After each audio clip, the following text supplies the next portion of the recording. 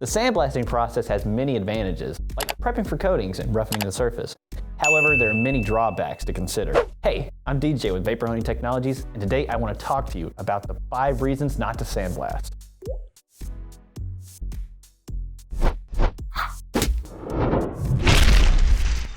Number 1, sandblasting is too rough on smooth surfaces. If you need to clean off a smooth surface, we suggest using vapor blasting instead of sandblasting.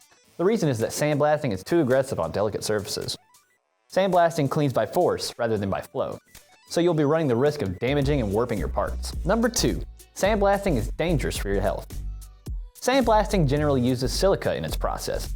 Silica can have dangerous effects on your health and can even lead to lung disease. Some countries outright banned sandblasting. Number 3, high heat. Sandblasting can produce extreme heat due to the use of high pressure and abrasive material. This process will create an added danger on your part. Since there is friction in the sandblasting process, it will warp the surface. Number 4, you need protective gear to use a sandblasting machine. In many cases, you will need to cover your entire body before sandblasting and take many precautions. Sandblasting includes many dangerous hazards to your skin and internal organs. Number 5, sandblasting is rough on the environment. The sandblasting process uses abrasive materials which are hazardous to the environment.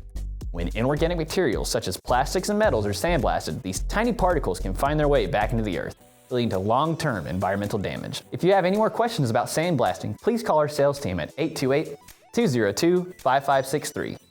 You can also visit us on the web at www.vaporhoneytechnologies.com.